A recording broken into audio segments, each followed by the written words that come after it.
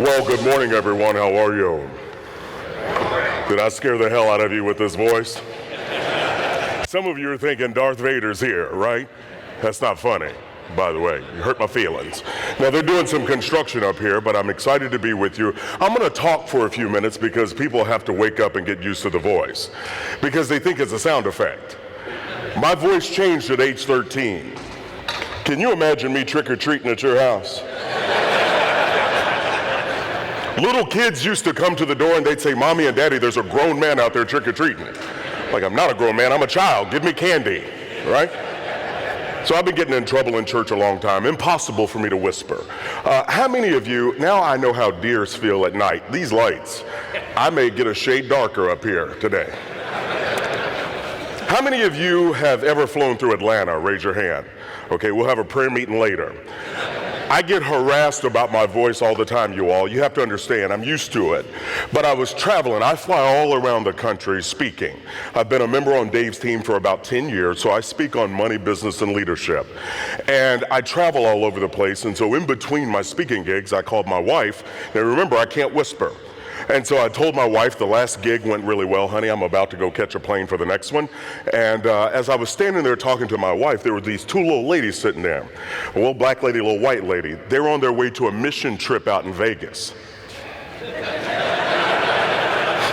Oh, some of y'all been on the mission trips too, huh? Okay. We won't ask for raising hands or anything. But I overheard one of them say, "I know who he is." Now, I'm standing there talking to my wife. I'm not paying any attention to them. But as I walk off, you all, true story, one lady looked over to the other and she said, "I know who he is too. He's the man from those insurance commercials." Really? Okay, I get that a lot. And here's the deal. I know it's going to happen again. So here's what I'm going to do. I'm prepared for this. The next time that happens, you know what I'm going to do? I'm going to turn and look at him and go like this. "Are you in good hands?" Because I'm watching you, and then I'm going to run off real quick.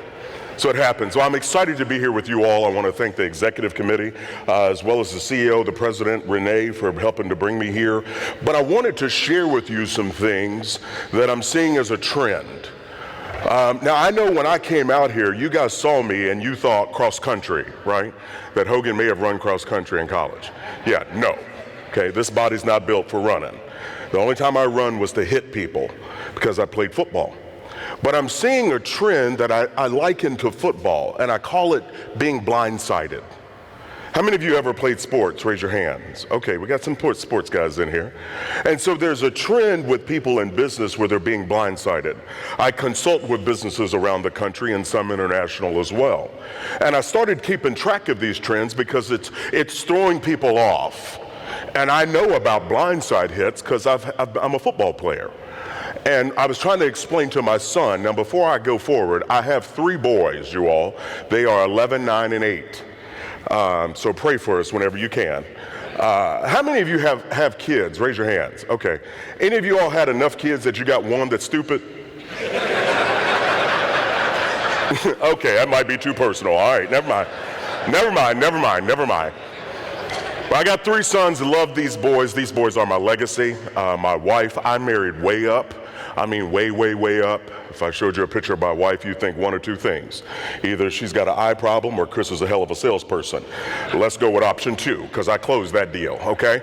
But I was explaining to my son about a blindside hit, because we watch football together, and I told him, he said, "Daddy, have you ever hit anybody with a blindside hit?" And I said, "Oh, son, yes, I have. Daddy's done it a few times." And there's no greater joy as a linebacker. Okay, when you're chasing down a running back or a quarterback and they don't see you coming, there's no greater joy. I can't explain it, but something in your body, you just get happy. Okay, especially quarterbacks, because they're the pretty boys. I don't like them, okay? I don't. I'm going to be honest with you. Some of you all are quarterbacks, that's fine. I liked our quarterback, but there's something about running as hard as you can. This person doesn't see you. And I'll never forget one play in particular. I'm chasing down this guy. This is on our way to our national championship. And this quarterback is turning and he plants to come back. He doesn't see me. I'm giggling to myself as I'm running full speed. I put my helmet in his throat, okay, which is probably not legal these days, but I literally remember running through him. And he laid there, and I stood up over him, and I was just so happy. I was salivating, right? And I'll never forget the feeling. Now, the guy, he was okay. He came back a quarter later. He was okay.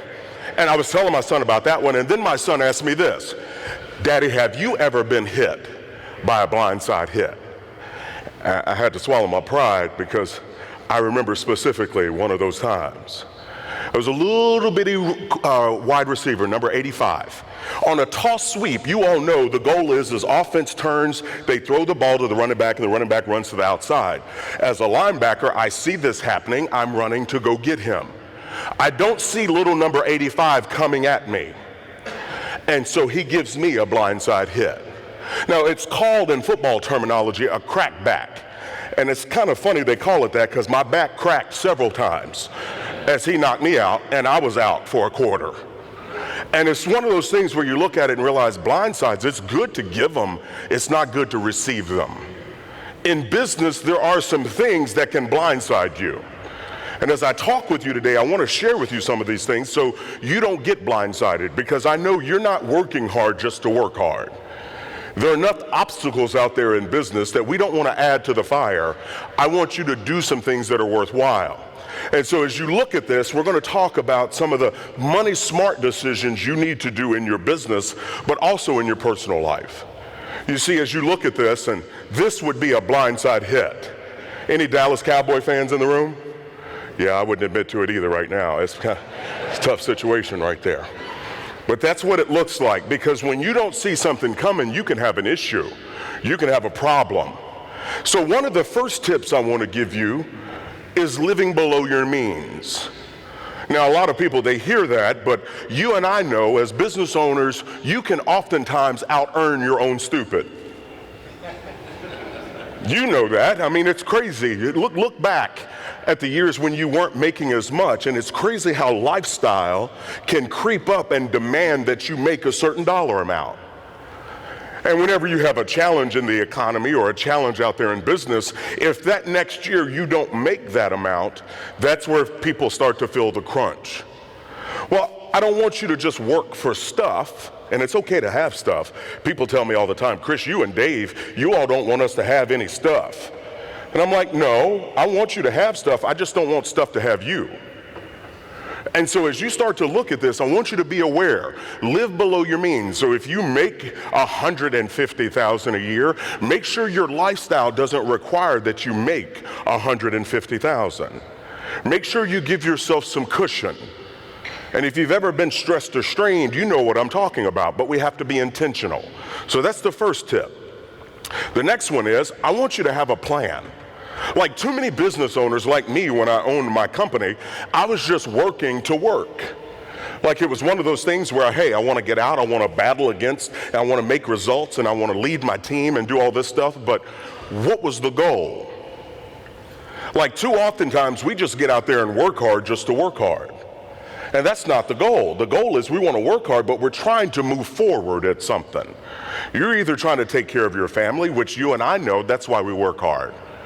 And if you've got teammates, a lot of times it can get frustrating because you've got teammates that don't understand what you're trying to accomplish. Someone asked me, they said, Chris, I was at a speaking gig on the West Coast, they said, Chris, how do you get motivated teammates? They go, what do you do? I go, well, it's simple. You hire motivated people. Like you can't hire a donkey and want it to be a thoroughbred. Now I'm from Kentucky, so I get that. Some of y'all, I'll explain it later. But thoroughbreds run fast. They got things that they want to accomplish. What do donkeys do? They just kind of donk around, don't they?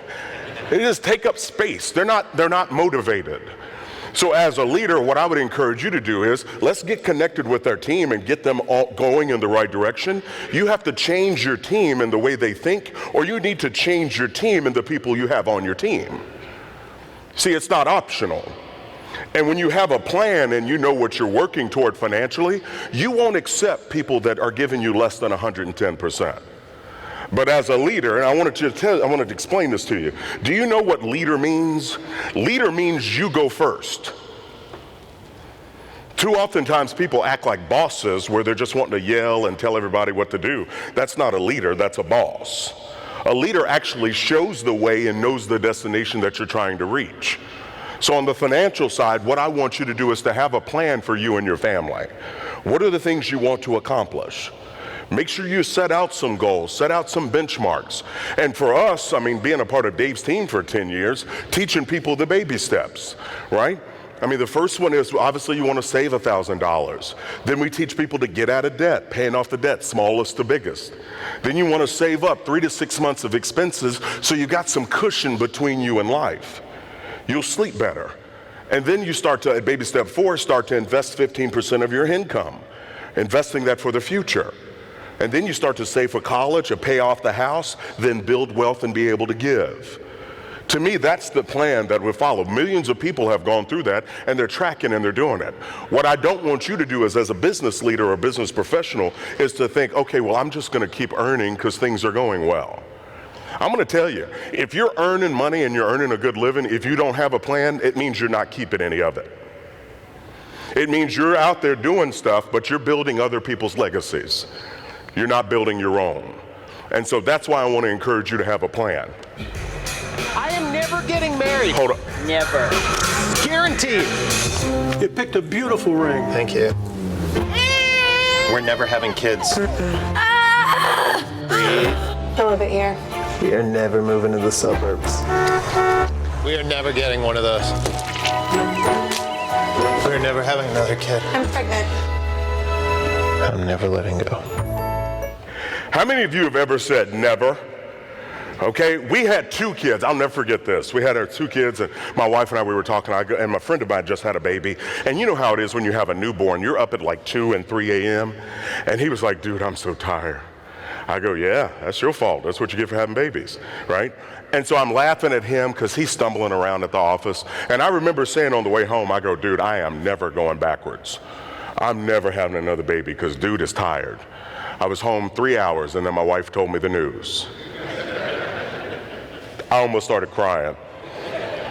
I was like, see, that's what you get for saying never. And you know what I did after the 3rd baby was born? It was around 3 a.m. I got out a pencil and some paper, and I wrote myself a note. And it said, no more children. No more, I'm good. My wife not long ago told me, she goes, honey, I think I'm ready for a little girl. See, we have 3 boys. And I just looked at her and I said, oh. I said, baby, come in here and give me a hug. And she goes, why are you hugging me? I said, because I wish you well with your second husband. We may adopt later, I'm just kidding. But it's when you have a plan, I don't want you to say, oh, I'm never going to let that happen to me again. You see, if you've ever been in a crunch financially or a bind in your business, see, you've been there.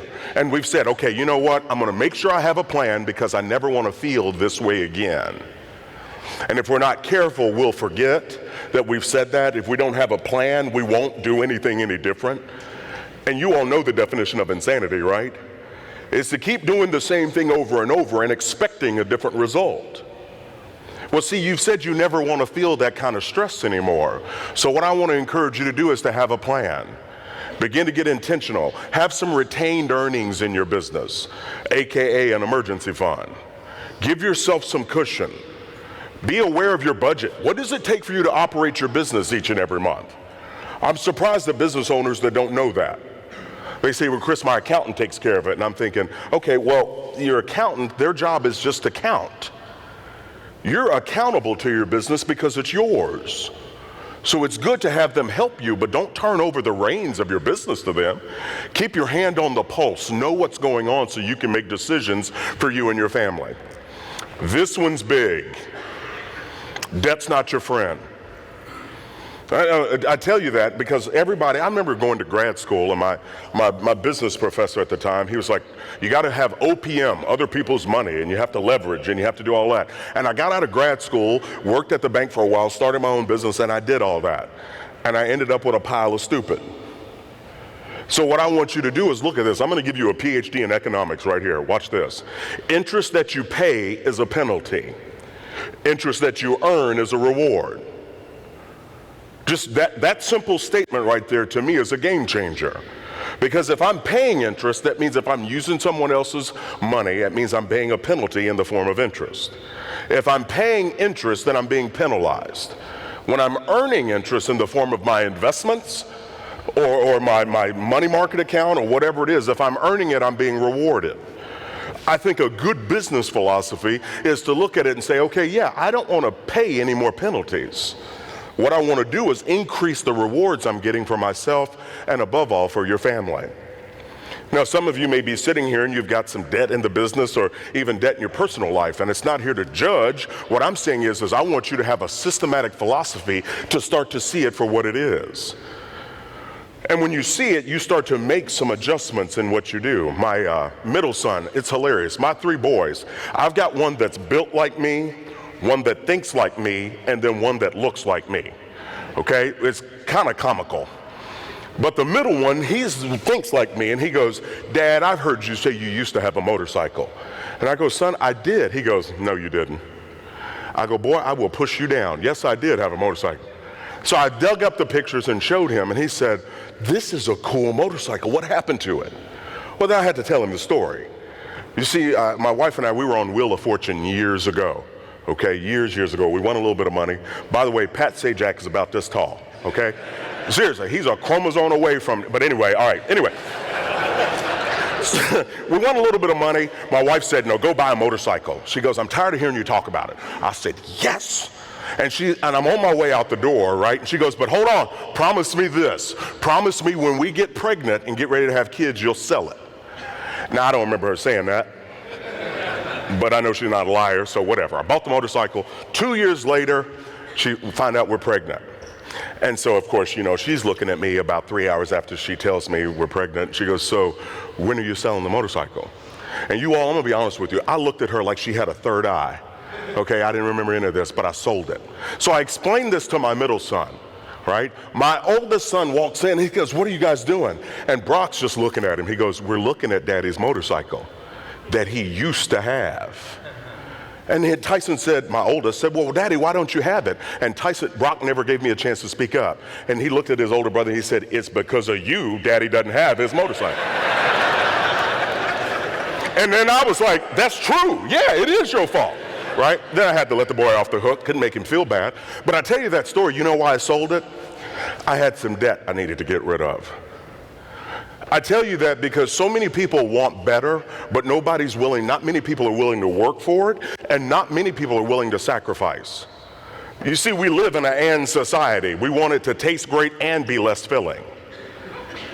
We want and, think about it. I mean, it's ridiculous the microwave culture we're in nowadays. Do you all know there are cars that will park themselves? I don't know about you, maybe I have trust issues, but I've had some computer glitches in my day. I'm gonna park my own car. And see, when you think about this, if you have some debt, one of the things I want you to do is to get a systematic plan, attack it and get it out of your life. You'll give yourself a raise. You see, if your money doesn't have to go to service debt, guess what? It gets to stay with you.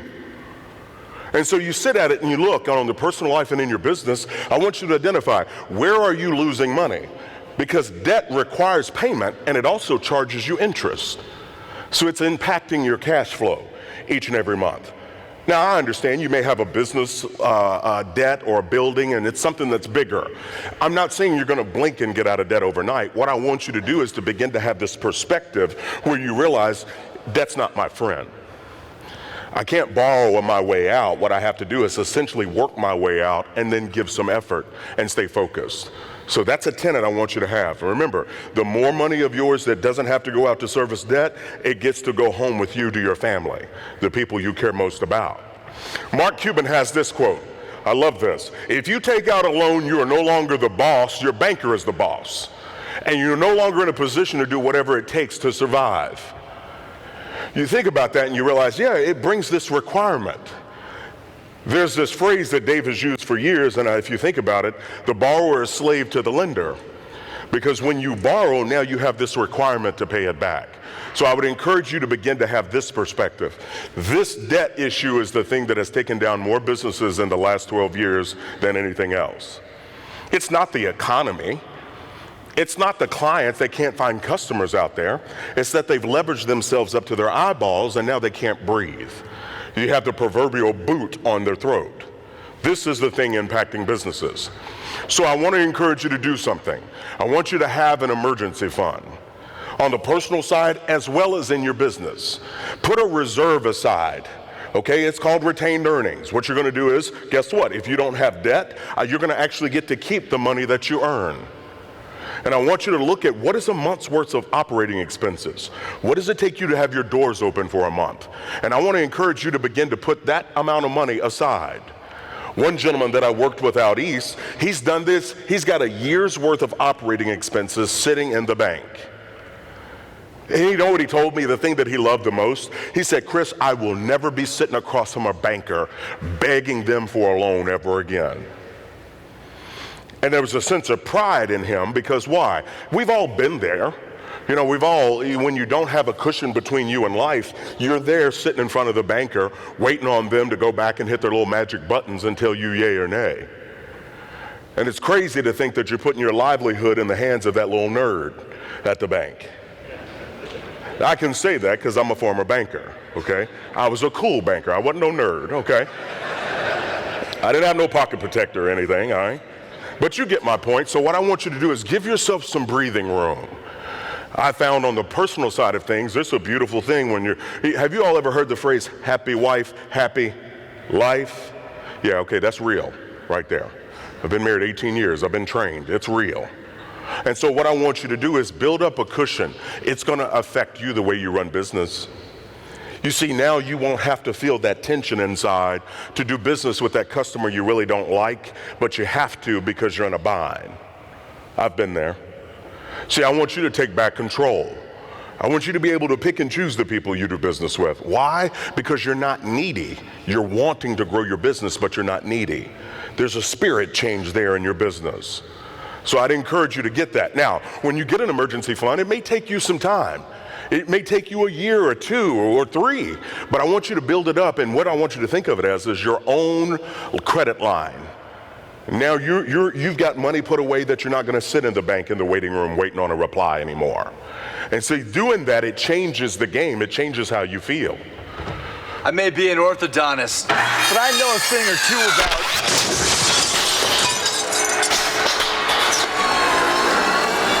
Perfect. Mayhem is everywhere, so get an Allstate agent. Are you in good hands? Yeah, I can't believe my AV guy put that in there. For real? I'll deal with him when I get back. But you know, life happens. How many of you have teenage drivers? Raise your hand. Oh, yeah. Okay, you and I know, but life also happens in business too, with some things that are literally beyond your control. So when you have an emergency fund, what you have is a room to be able to breathe and be able to function in your business, and you're not stressed out, you're not worried. So next, what I want you to do, and I'm going to shift gears and talk a little bit about investing. Too many business owners are relying on the sale of their business as their only source of wealth. I'm seeing it as a trend out there. And so what I want you to do is to be diversified. What I'm saying is you may be building up your business to sell it one day, or maybe you want to hand it off, which we'll talk a little bit about later. But I want you to also build wealth outside of your business. I want you to do some investments. I want you to look at the Roth 401ks. Like whenever you hear the word Roth, I want you to get a tingly. All right, you know why? It means no tax. It's going to grow tax-free. The government can't get their hands on it because you've already paid the price on there. And so when you invest, I want you to diversify. If you don't have an investment professional, I want you to get one. I want you to sit down and look at this and really start to talk about it, because when you do that, now what you're doing is preparing yourself for the future. And it's really, really important. You don't want to turn a blind eye to this. Too many people are just thinking that they'll rely on Social Insecurity. Okay? Yeah, no, Social Security is not going to save anybody. And I tell you this, do you know the average payout for Social Security is around $13,000 a year? So that averages out to around $1,100 a month. What kind of dream can you live on $1,100 a month? By the way, the average mortgage payment hovers around $1,500 a month. And so you start to look at this and we see it for what it is. So when you invest, I want you to diversify. You know, check out growth stock mutual funds. That's one of the things that I encourage people to look at and invest in. But I want you to build some wealth outside of your business. Don't just rely on the sale of the business as the thing you're going to do. Too many business owners are going all in on the business and they're not thinking about other things they could do for themselves later. Now, as you do this, what you're going to also do is understand some basic estate planning things. These are some blind spots that I see as well. The first one is you got to get a will. If you don't have a will, I want you to get a will. And you guys have been in Nashville for a few hours now, so did you notice some potholes? Yeah.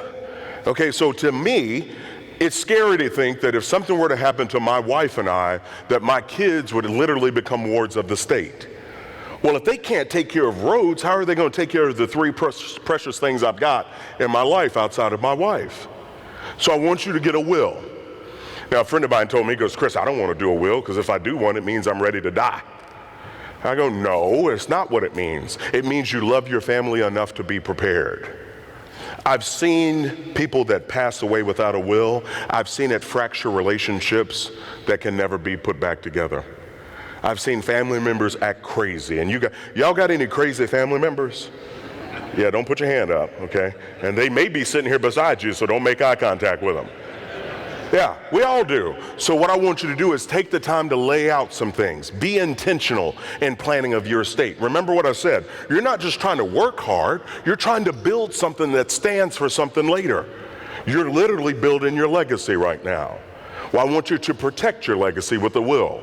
The second thing in estate planning that I want you to do is life insurance. I want you to make sure you're taking care and prepared to take care of your family if life were to happen to you. And by the way, I want to tell you something. This is a statistic that may shock you. But do you realize there's a 100% chance you don't make it out of this life alive? 100%. I don't know the day or the time. I don't mean that. I'm just saying we've got to begin to not act like it's not going to happen and be prepared for when it does. And see, I've seen enough, you all, as a financial coach. I'm going to tell you, there's nothing more heartbreaking than to sit down with a 44-year-old woman who's holding a box because her husband has passed and she has no idea what they have. She has no clue financially where they sit. You know why? He always handled the money because it was natural for him. That happened to me about 8 years ago, and I immediately came home and I talked to my wife and I said, honey, listen to me. We're going to lay some things out and so everybody knows what's going on and we're going to be clear.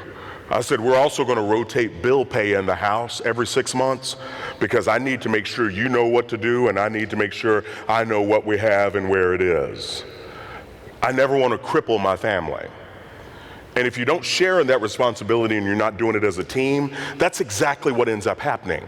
You cripple your family. Now, at one point with life insurance, we found out we were pregnant with our third child, so I had to increase my life insurance because if something happens to me, I want my wife to have enough money to be able to take care of whatever needs to be done, and I don't want her to have to worry about working for 5 years. I want her to have enough money to go find her second husband. I'm gonna hump both of them if that happens. I'm just playing. But no, I do. I want her because I know what? Those boys need a man in their life. And my wife is young and she's a beautiful woman. I want her to be happy. But I want to love my family enough where I do some things that may even make me uncomfortable. So if you don't have it, I want you to get term life insurance. Okay? People ask me, well, Chris, what dollar amount? And I'll tell you this. I want you to get 10 to 12 times your annual income. Okay, think about that. So if it's 10, 12 times your annual income, do the math on that. That's how much you're going to get in term life insurance. And it's cheap. It's much better than whole life. Okay, I'm not going to get started on it, but sit down with your insurance professional and figure it out. Term is much cheaper. You can get $1 million term policy for like $500 a year. And by the way, if something happens to somebody and they have $1 million, guess how much their wife will get when they pass? $1 million in term. So you want to love your kids enough to take care of the situation now. So it's important to get that put in place. You all remember this? This was the dream team in basketball. Now, if you may forget, but in 1988, we sent our last group of college players over to the Olympics, and we got pummeled. I mean, we invented basketball. For us to come back with a bronze medal, I mean, we were just distraught. So the next Olympics, what did we do? We put together some of the baddest jokers you could find. There was no way we weren't going to win the gold medal. The question wasn't if we're going to win. The question was by how much. And the scores were crazy, all right? There was like 130 to like 2 in some of the games. Why? Because these were the best people available. And a great, great coach with Chuck Daly and Mike Krzyzewski one year. So I tell you this, I want you to make sure you get some people around you to build your own dream team. And what I mean by this is you want to get an estate planning attorney, you need to make sure you got a good CPA, you want to have people around you that you can ask questions to and get good guidance. One of the things I want you to also think about as a business owner is, what's your succession plan? Like, what is that? What happens next? Are you selling your business to some teammates? Are you handing it off to kids? Like, what's your deal? What's the plan?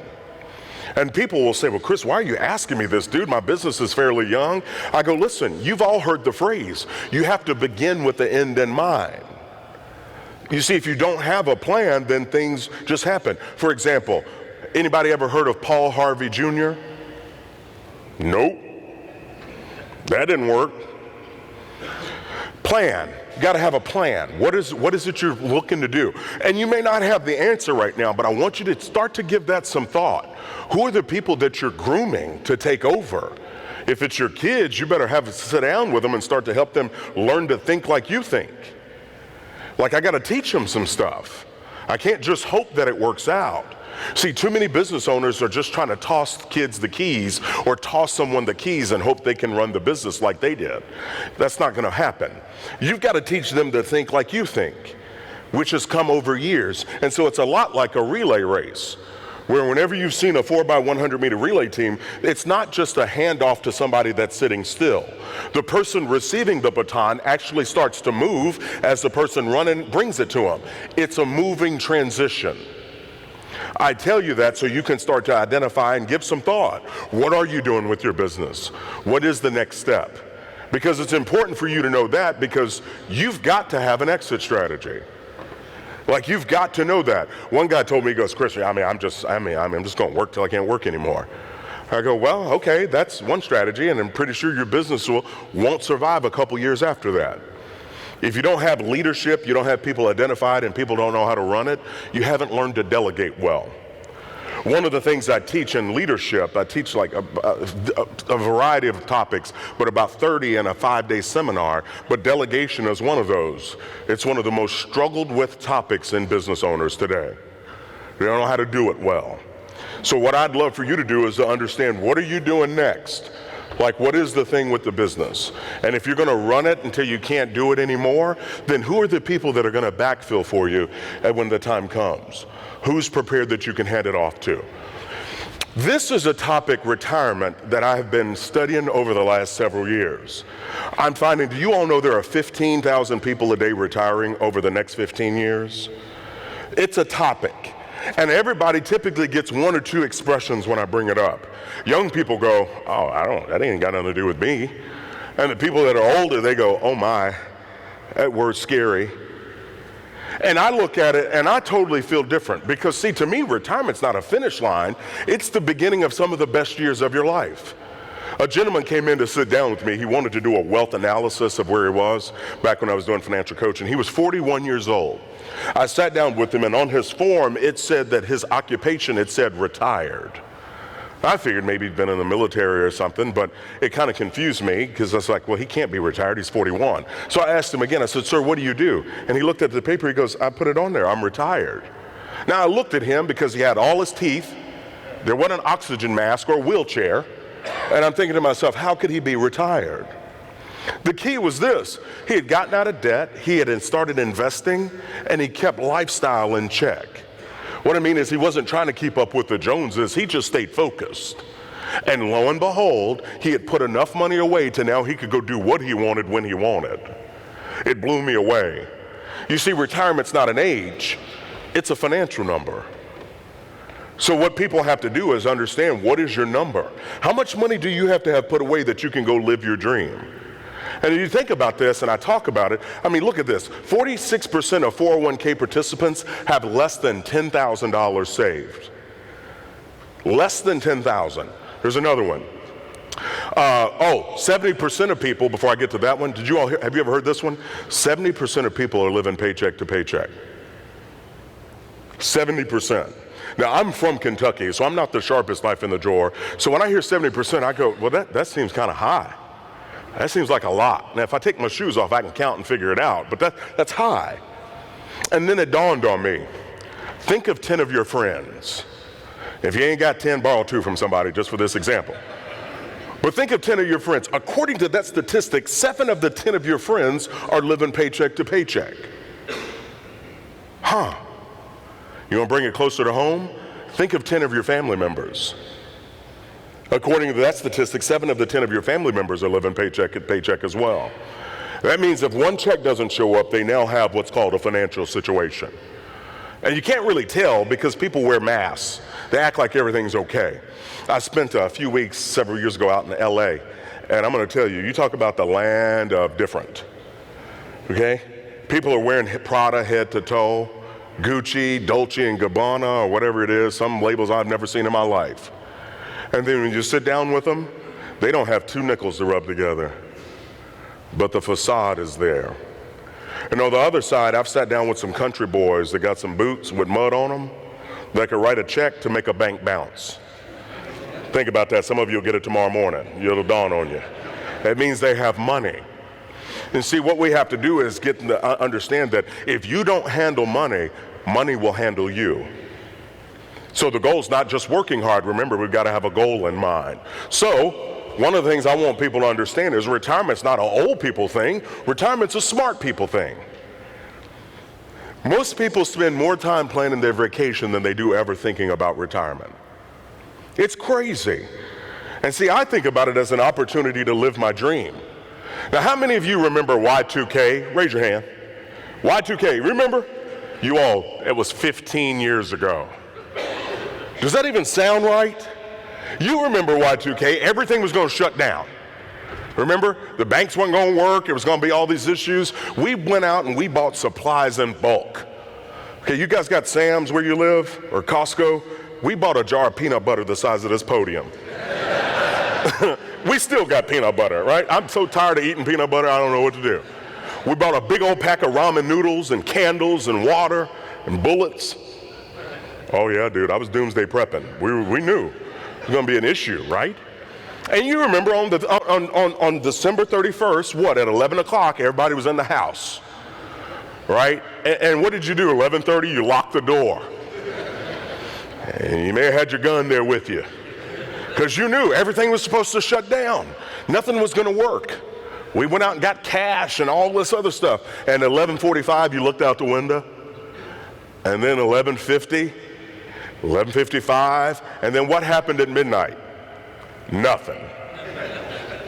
And you may have got the courage to unlock the door and even go out on the porch. Maybe you unloaded the gun because you knew wasn't nothing going to happen. And what happened? Nothing. The clock struck 12 and nothing happened. Well, I think it's going to be a little bit different in retirement. You see, a lot of people feel stressed about retirement. They feel like the clock is ticking, like the movie's Mission Impossible, the bomb's about to go off, and you've seen them in the movie, right? Cut the green wire, cut the red one. I don't care, cut something. Make the clock slow down. I don't want people to feel this way about retirement. I want people to take the right kind of steps and realize this is an opportunity for me to live my dream. This is an opportunity for me to do the things that I've always dreamed about. And see, we've all got those dreams inside of us. But I want it to feel more like this. When you get to retirement, when you get to your financial number, I want it to be a celebration like New Year's Eve. Like the ball is getting ready to drop and there's this huge celebration. I asked one lady, I said, ma'am, what's your dream in retirement? She said, never waking up to another alarm clock. I thought, wow. One guy told me, he goes, Chris, I travel almost 48 weeks out of the year. He goes, my dream for retirement is never hopping on a plane again. And I thought, wow, see, we all have things inside of us that we want to accomplish. And if you do retirement right, if you spend the time and you stay focused, you're going to have two things, more of two things than you've ever had in your life. You're going to have more time, and you're also going to have more money. And so as you look at this, I mean, for me, my wife and I, we sat down and we talked. I want you to have a dream meeting with your spouse if you're married. Like, how many of you are married? Raise your hand. Okay, then how many of you are happy? Raise your hand. Okay, all right. I have to throw that out there for the single people.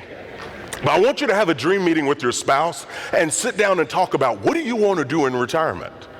Like my wife and I, we found a babysitter, and we went out on a date and we sat down and I said, honey, what do you want to do in retirement? And she said, she took like 5 seconds. She says, I want to travel all around the world. I was like, well, where do you want to go? She goes, France, Italy, Brazil. She's like, I just want to go all over the place. And then she looked at me and she goes, what do you want to do in retirement?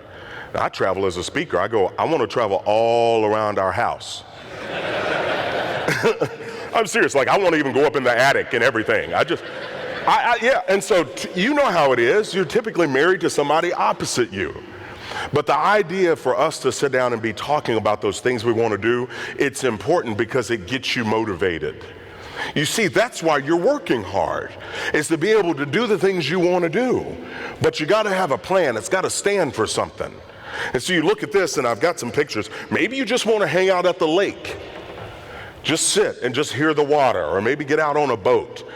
Or maybe you just want to spend time with your kids or your grandkids. You know, when you think of retirement, maybe that's something that touches your heart. Or maybe you have this idea of starting a dream business. I love to cook, you guys. I'd love the idea of one day opening up a restaurant. But we have these things inside of us. Maybe you'd love to just spend time with your spouse, just the two of you. Nobody saying mommy or daddy. I mean, that thought of that just gets me almost giddy, I'm going to be honest with you. But just hang out and just sit and talk and go do some things. Or maybe you do want to travel the world. I mean, those places, and I would encourage you to sit down and list out those places. Talk with your spouse about this. Maybe you just want to hang out at the beach. We took a vacation a couple years ago, and I'm sitting at the beach, right? And I got on my big hat because I don't need no tan, right? And I've already put on sunblock, and I mix a 50 and a 30 to make 80. My wife tells me it doesn't work, but I put it on anyway, right? It takes me about 30 minutes to rub it in, and it doesn't get rubbed in. You know how thick that is. But I'm sitting there with my toes in the sand. And my kids, one of them's out playing in the sand, the other one's kicking a ball, the other one's out in the ocean. And I'm sitting there with my wife and I said, honey, I go, this is the kind of stuff we're going to do in retirement. You see, I looked in my hands. I didn't have a phone. I didn't have an iPad. I had no place to be but right there. It was so relaxing. Like I took my hat off to let the wind blow through my hair. Oh, really? You got jokes early this morning, huh? Okay, I'm bald by choice. I can grow all the hair I want to in this section right here. But anyway, but I was sitting there and it was just this relaxing feeling, you all. It was amazing. And I thought, oh, this is something I'm going to do. Like, this is a feeling I like.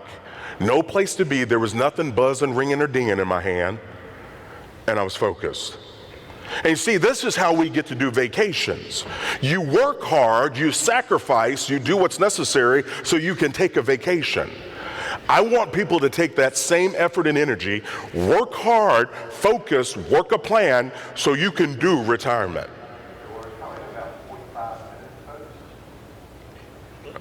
Was that Jesus or was that somebody on the intercom? I was like, Lord have mercy. Okay, all right. Nobody else took off running, so I wasn't either, all right? But anyway, you get my point. As you start to think about, I want to encourage you to dream out loud. I want you to dream again. And when my wife and I found the victim, the babysitter, we had gone to Best Buy, and we were standing back there. We had to go get a washer because ours was about to die. But I remember walking back to this TV, and there were 4 guys standing around it drooling. It was an 85-inch super high-def TV. I had never seen football like this, you all. You could see the grass blowing in the wind. I could see sweat about to come out of somebody's pore. Oh, it was crystal clear. It was beautiful. And I'm standing there and I thought, this is how we have to see our retirement dream. Like, we have to see our dreams crystal clear. When we see it that clear, it provides us the reason why we're willing to sacrifice. Like, that's why I work hard. That's why I travel around the country. That's why I travel like 12 days out of the month away from my family for multiple days. Why? Because I'm working a plan. Because one day is going to come when I hit that number that I don't have to do it anymore if I don't want to. And I love what I do. And so when you have that mindset, it changes things. And so a lot of people started to ask me, Chris, how do I know my number? How much do I got to have to retire? And I sat down with some web programmers, guys much, much smarter than me. And I said, all right, guys, here's what I want. I want to build this tool that's free, but I want people to be able to plug in some basic data to get an idea of how much is it going to take to live their dream. And so I spent 2 years going around with these guys. They were like, okay, this one. I go, no, it's too fancy, it's too difficult. I said, no, that's static. I want people to be able to change the rate of return, change the withdrawal rate. I want a real tool. You've seen financial institutions talk about those tools, and a lot of people feel like, well, they just want to know how much I've got so I can come invest with them.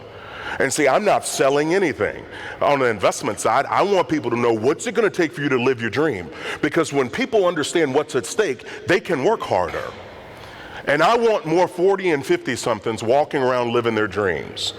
I want more 60-somethings just having a blast, riding a scooter or a skateboard, whatever they want to do, but I want them happy. So I put together this free tool for you all. It's on my website, chrishogan360.com. You just plug in some basic data points. How much money you want to live on in retirement. Think about that. Per month. Like if you follow the plan I told you about and you get out of debt and you're not bringing debt with you to retirement, how much is it going to take for you to live on in retirement? It's a game changer. You plug that in and how many years you want to retire, currently how much you have invested. The other side of it is the tool will show you your main number, how much you got to have put away, but it'll also show you what you need to start to invest now so you can live your dream later. And it's called the RIQ. I wanted to boost people's IQ on retirement. I wanted them to get smarter. And see, this is a generation where we're feeling the crunch. You've got kids you're trying to launch. Y'all ever heard of boomerang kids? Yeah, good luck the Hogan boys, okay? I'm telling you right now, they won't find us. We'll be in an RV somewhere. But you know, you're trying to launch kids, but at the same time, now you have parents that are getting older. It's the crunch. See, you gotta have a plan. You gotta be prepared. And so, for me, it's just one of those things where I see me one day just sitting out on the porch with my wife, just hanging out, relaxing. And as I get ready to close, one of the things I want you to do is just to make sure you're focused and you're taking the time to have your dream. Yeah, I'm gonna harass my kids when I get older, but I could never imagine burdening them. And if we don't take care of our own financial future, that's exactly what we end up doing, is burdening our kids. The two biggest fears with retirement are running out of money, and number one is fear of becoming a burden to family. I can never burden my kids. Now, don't get me wrong, I'm going to harass them when I get older. Okay, you know how many times I've had to pull up and get out of my car to move their bikes out of the driveway so I can park? So you know what I'm going to do when I get older? Even if I don't need one, I'm going to get a walker and I'm going to leave it in their driveway. Sure am. I'm going to walk around the house, turn on every light they have when I get old. Yep. You know how they eat up your food? I'm eating up everything. And you know how kids act when you have company over, right? They show off, don't they? I can't wait for them to have friends over when I'm old. I'm going to walk through the family room in my Depends while they got friends over. Don't think about that. You'll burn your eyes out right there. The point is this. Retirement's not an age. It's a financial number. That's one of the reasons why I wrote the book. I've got a book that'll be coming out in January 11th. I want more people encouraged and to understand that we're not working hard just to work hard. We're actually working hard to stand for something, because you're trying to start your legacy. And what you can start with your kids, and some of you, not all of you in here came from wealthy families. If you're like me, you came from middle income families. That I've been bound and determined to do something that stands for something. And I want to pass my kids a legacy. I don't want to pass them on debt. I want them to know their father loved them enough to sit down and work with their mother, and we have a game plan. And I'm going to reach my dreams, you all. I know the day and the time that I should hit my financial number, and it won't be anywhere near age 65. So I want you to live your dreams. I want you to be focused. Of these things that we talked about, I promise you, these are things that are blindsiding people. It's a blindside hit. So in your business and in your life, what I want to encourage you to do is this. Sit down and look at it, and if you have some blind spots, I want you to focus on them. Get some people in your corner that can help you. But let's make this 2015, the rest of this year and next year, as you move better, let's make sure we're trying to work hard to improve. Let's not keep doing more of the same. Remember what I told you, the definition of insanity is to keep doing the same thing over and over and expecting a different result. I want to say thank you again to the board. I appreciate you guys having me. Take care and have a blessed day.